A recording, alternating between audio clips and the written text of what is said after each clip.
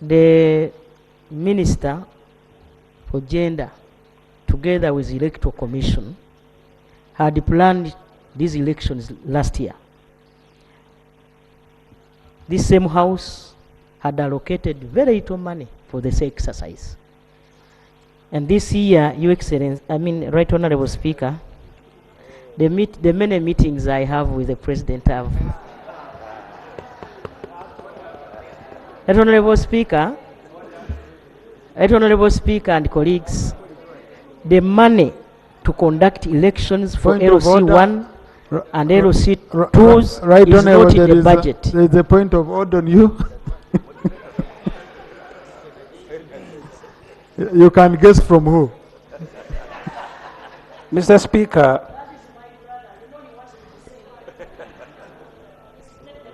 please, Honorable Ssemujju, you're the one on the floor. Don't mind, the Prime Minister is not on record. even if she was on record, my judgment is known. But the point of order I am raising, Mr. Speaker, Parliament does not allocate money. There is nowhere, neither in the Constitution nor in the public finance. Parliament approves. We have often been accused we are the ones who did not give this money. We are the ones who did not give this money. Is the Prime Minister in order, even if she's just 2 years in that office, not to know that Parliament simply approves and she accuses Parliament of not allocating money, a function that is done by government, even if she did not attend orientation? Now, Honorable, you had questions, you turned them into a quarrel. Yeah? You had issues. So, you see, colleagues, it's a shared responsibility for all of us. If money is not in the budget, and we want a minister to go and implement, but the money in the budget we approved, there is no money. So how we did? So did we ask the harder questions when we were doing appropriation? Did we insist it must be in? You know? So it's a shared responsibility, and government works together. Parliament is not different from government. We are all arms of one body, which is government and the country. So let's work together. We stop accusing each other, especially on such matters of appropriation. We share responsibility. So Prime Minister should not accuse Parliament, and the Honorable Ssemujju should not accuse government. We share, all of us are in between. Honorable Speaker, my brother is known that whenever he talks about the Prime Minister, he feels very good. And for me, I enjoy. Honorable Prime Minister, please continue and conclude. Honorable Speaker, we require 59 billion to conduct LOC and Women Council elections, which money we don't have in the budget. We had a meeting, a high political level meeting, where the President requested that team where I am, that we come up with guidelines on how to help operationalize those in office. We extend their term of office. We have no alternative. I encourage you, honorable colleagues, questions which require structured answers. Let's use Prime Minister's time. So that, because you're interested in an answer, not in just speaking. Then those ones for oral, we shall be coming here and we ask the Prime Minister. Now, right on our Prime Minister, yesterday, government was asked a few issues which we referred it today for clarification, and your ministers were informed. So I want you to allow me, during your time, I call on the Minister for Trade and the Minister for Local Government. They update us in the few. They respond to members orally. These are not statements. Honourable Minister for Trade, I'm starting with you. Procedure.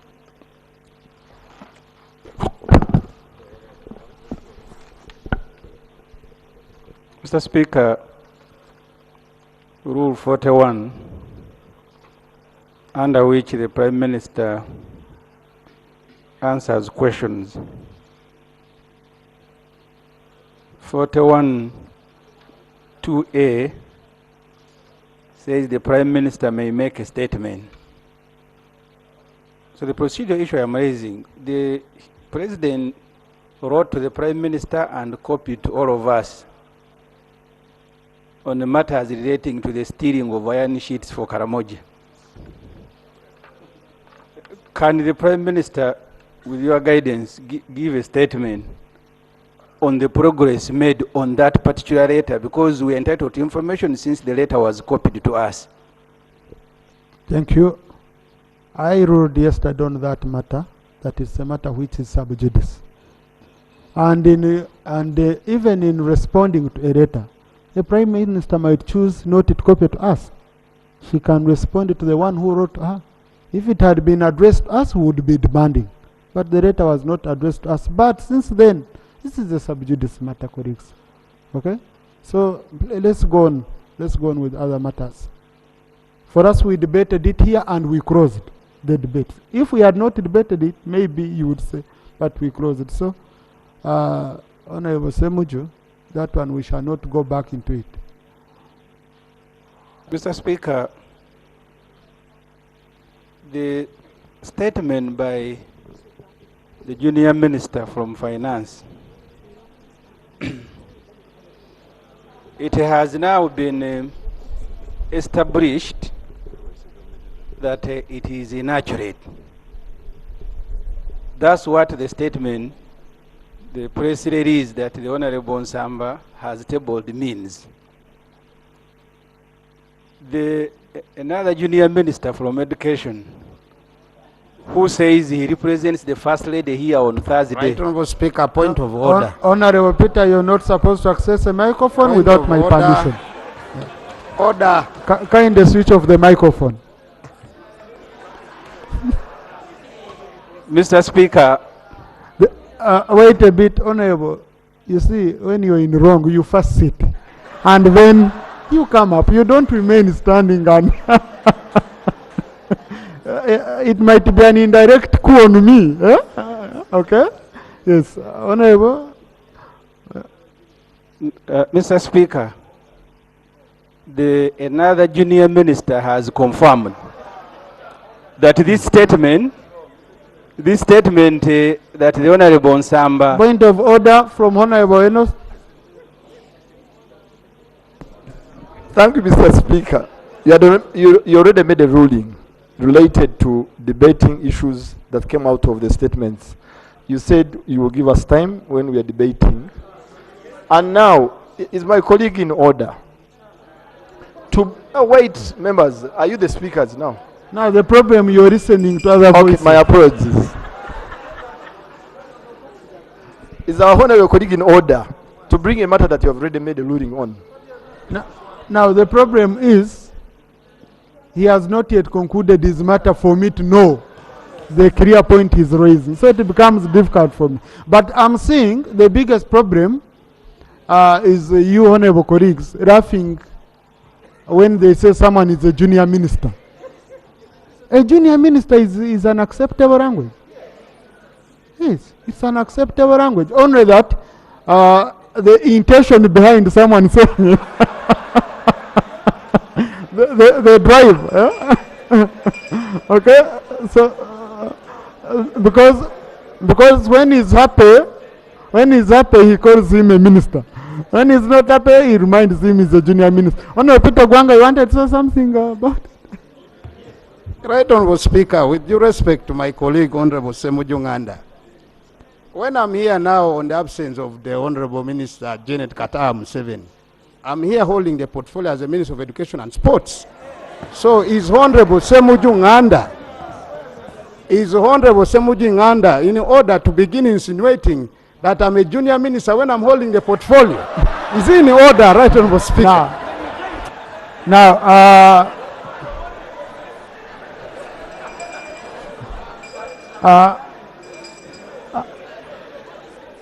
order, honorable colleagues.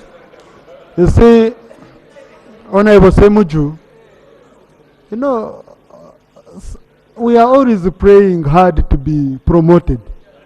Now, the day you receive a promotion, whether temporary or permanent, should be celebrated. Now, honorable colleague is a full minister here today acting as. So, but For ease of reference, let's use a standard language. Ministers are approved by Parliament, and we approve ministers of state. So let us have a language that is standard for all of us, because when we are approving, we never approve junior ministers, senior ministers, we approve ministers of state. So that language would be more acceptable. But you need to congratulate Honorable Peter on temporary promotion. Thank you, Honorable Speaker. Mr. Speaker, you have ruled, and it has gone to our side. Honorable Ogwang has claimed he is in here as a minister in charge of what? Education. Mr. Speaker, people who masquerade is very dangerous.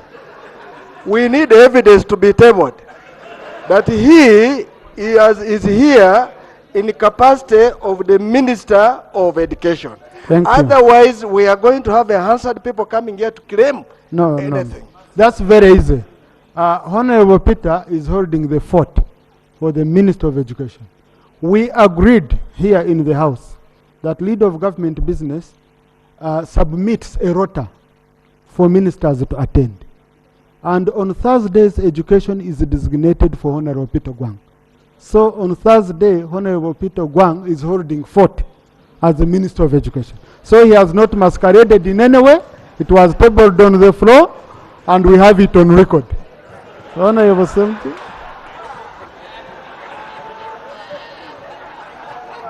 We have Honorable Ssemujju on procedure. No, Mr. please, Honorable Speaker. colleagues, take your seat. Mr. Speaker, the Honorable Gwang, and you can bring the answer. He told Parliament that I will be the one representing my senior minister. That's what he said every Thursday. I will be the one.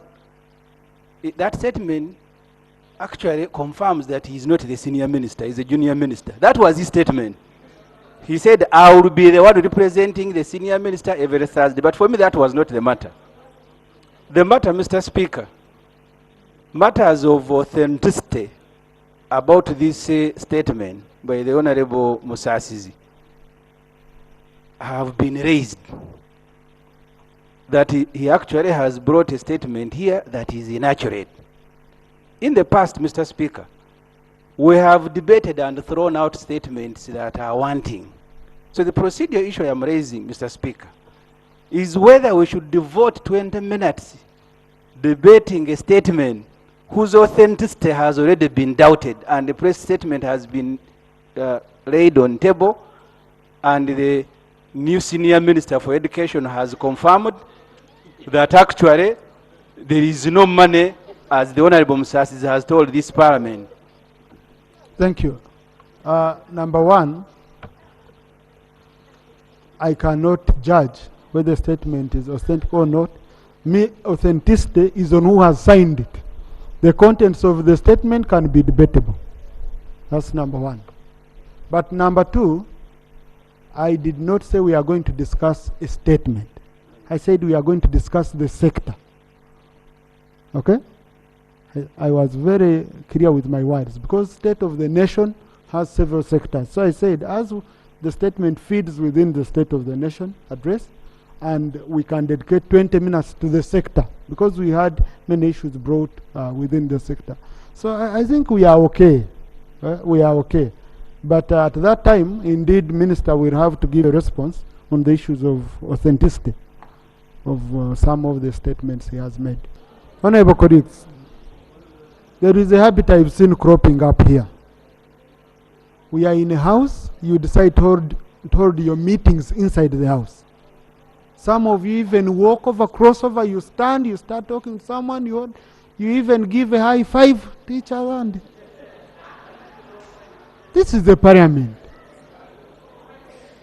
And that's why we give you the lobbies. If you want to talk to your colleague, you make a sign, you walk to the lobby, you do what you're doing. Then here we listen to every member submitting in silence. Okay? So I request you, honorable colleagues, we don't need to be enforcing. Also, want me to be saying so and so, so and so. It doesn't look good on you and the house in general. So just let's let's ensure we have silence here. We listen to a colleague, okay? And that's why we give you the lobbies. If you want to talk to your colleague, you make a sign, you walk to the lobby, you do what you're doing. Then here we listen to every member submitting in silence. Okay? So I request you, honorable colleagues, we don't need to be enforcing. Also, want me to be saying so and so, so and so. It doesn't look good on you and the house in general. So just let's ensure we have silence here. We listen to a colleague, okay? So let's just do quickly. Colleagues, I'm on a debate. There are issues now. There are points for which you're going to make me become extremely difficult. Allow me to conclude the debate here. Please, Honorable Annette. Not every matter of procedure is allowed. It's on the speaker. I just want you to know that.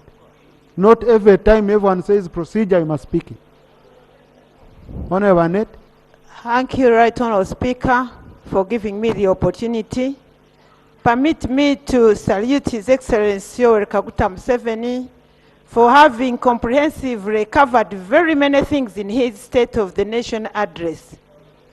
His Excellency the President passionately talked about agriculture and provision of quality agricultural inputs as our backbone of Uganda.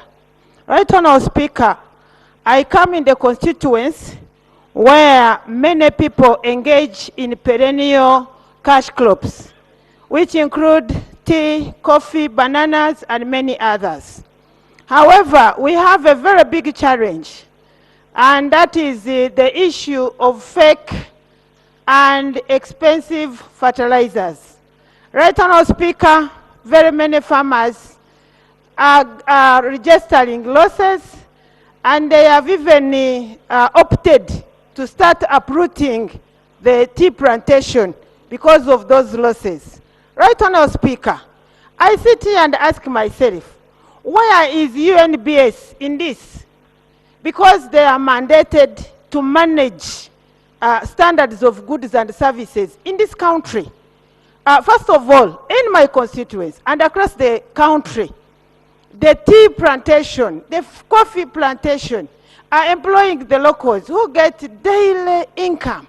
But here, UNBS is frustrating the people. Where can we run to? I want to pray and ask the Almighty God that the government of Uganda prioritize subsidizing the prices of fertilizers. Secondly, let us engage the technical people to evaluate the quality of fertilizers in this country. And lastly, colleagues, members of parliament. Thank you, Honorable Ssemujju. Honorable Amero. Mr. Speaker, thank you very much. Mr. Speaker, yesterday I presented a motion and I lost. Since I am a Democrat, I want to join colleagues in thanking the President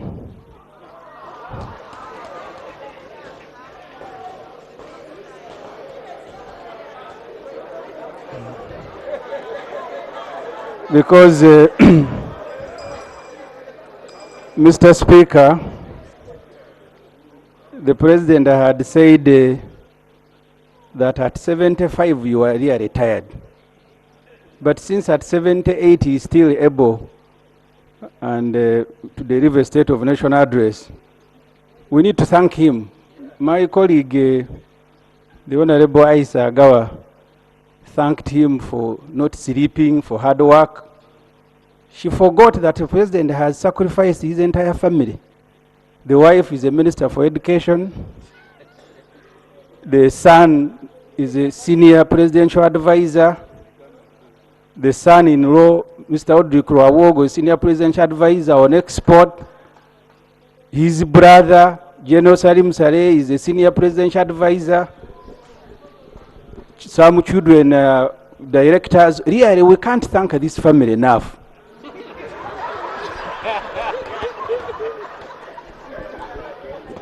this kind of sacrifice, Mr. Speaker, our president is the only one who is doing this on the continent.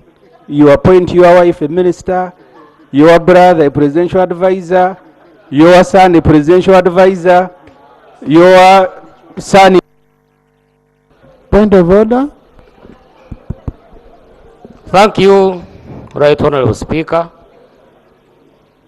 I have been here in this parliament for now 2 years. I have followed the Honorable Ssemujju debate.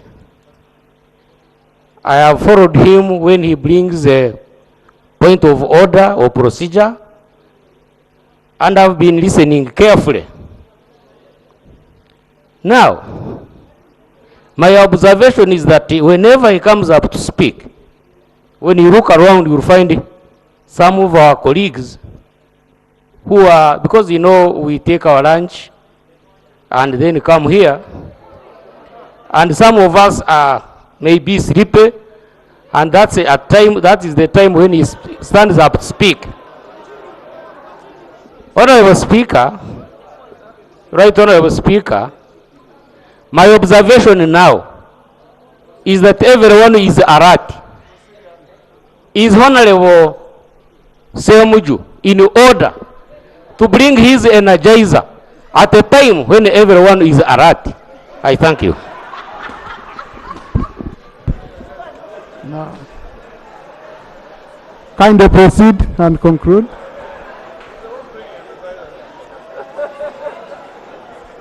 But the clarification I want to make, I chair this house, and I never see members of parliament sleeping in this house. So I don't want it to remain on record that members go eat, come to sleep in parliament. No, no, no. That's a very, very wrong Please, Honorable. I agree with you, Right Honorable Speaker, but it was just a simple medical observation. I thank you. Please, colleagues, I just want to inform you, colleagues, anything that can put the image of this house into disrepute will not be tolerated here. Yeah, so that is totally wrong to say members go eat and come here at sleep in the house. So please, Honorable colleague, withdraw that statement. Thank you, Right Honorable Speaker.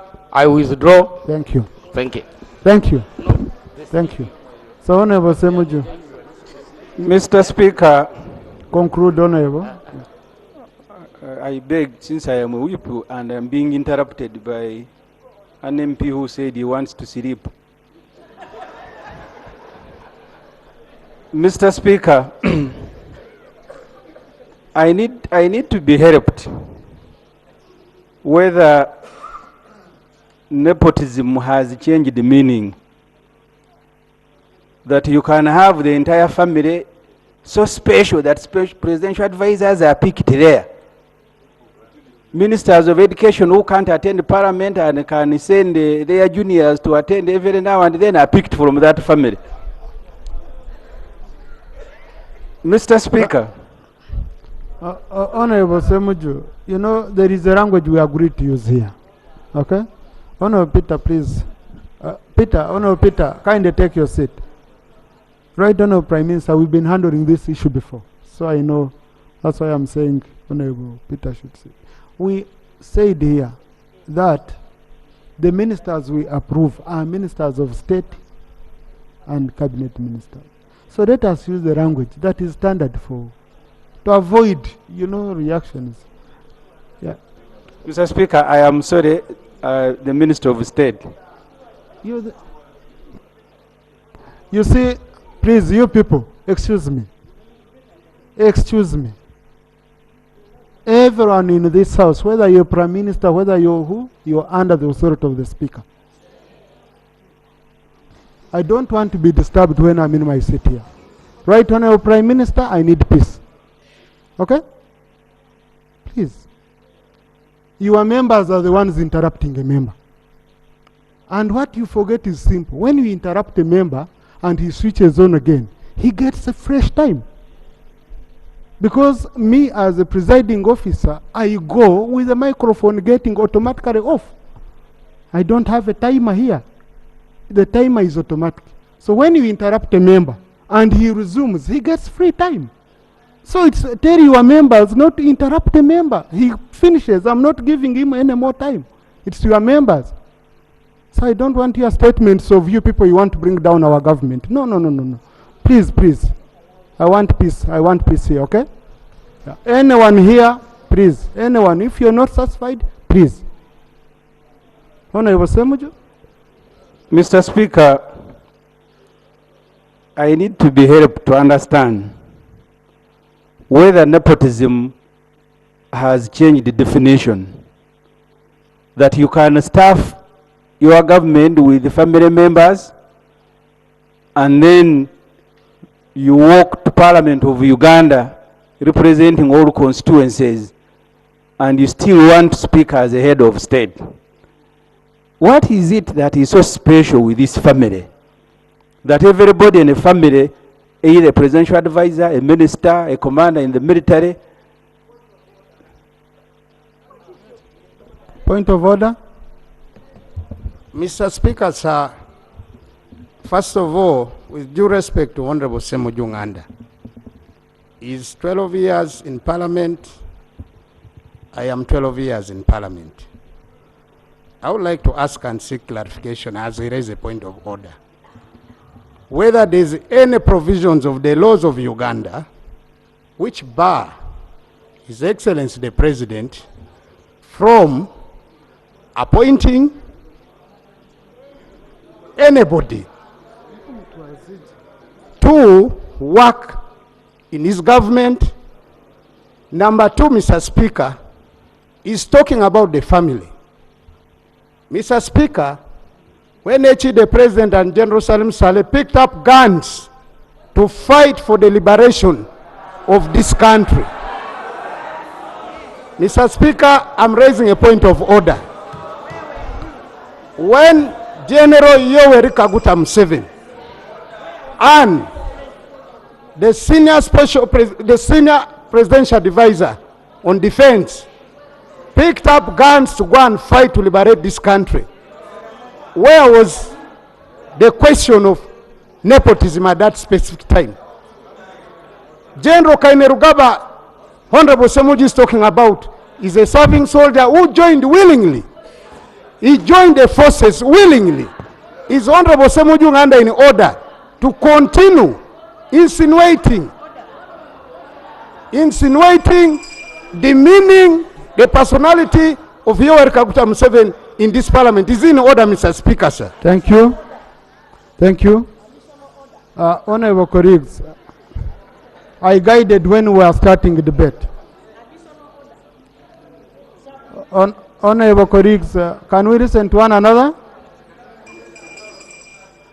Can we have order? I guided when we were starting the debate. I said the debate is about the content of the speech of the President. I guided. Okay?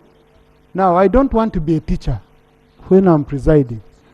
Yeah, because we are all understanding people, we all got, you know. So, let us debate the content of the speech. Okay?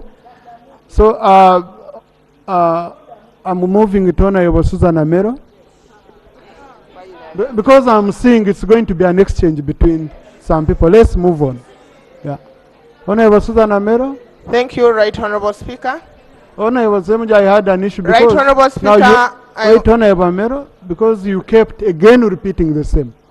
And it's outside the content of the State of the Nation address. So, Honorable Amero. Thank you, Mr. Speaker. Right Honorable Speaker, I would like to know from my dear sister, the Prime Minister, whether he is aware that UNEP, as the agency that normally register our students for exams, are currently charging exorbitant fee for the late registration. I would like to know from the Prime Minister whether she is aware of that exorbitant amount being charged on students, particularly from our area. And you know our area is still bracket as the region which is below poverty level. So how do you allow those children to be assessed in the same way like children from other regions and be able to benefit from the examination which is due shortly? Right Honourable Prime Minister.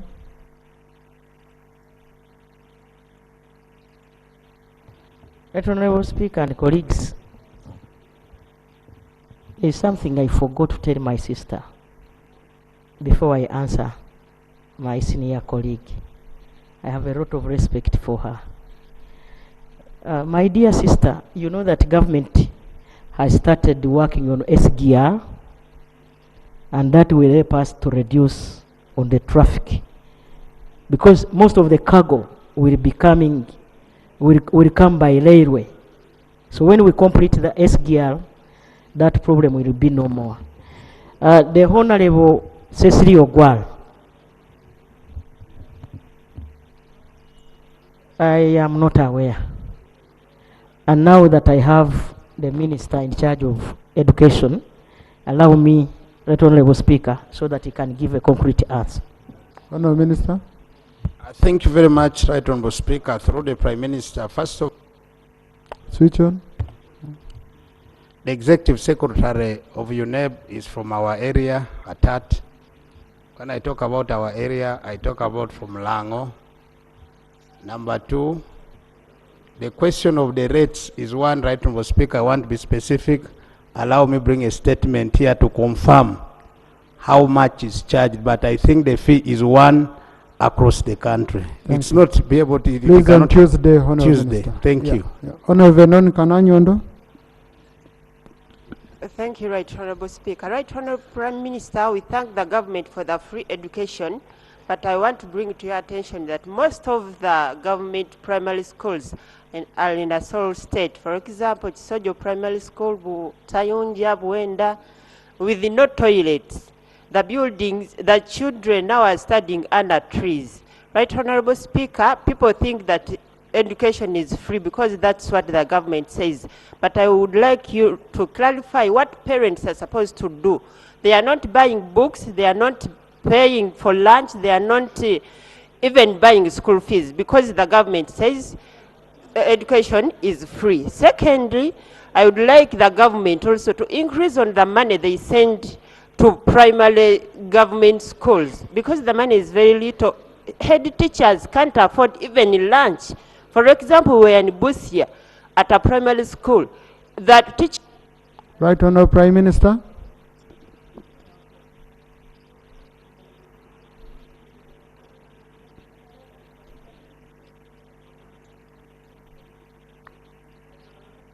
Right Honourable Speaker and colleagues, Cabinet came up with a solution to help our children from the poor background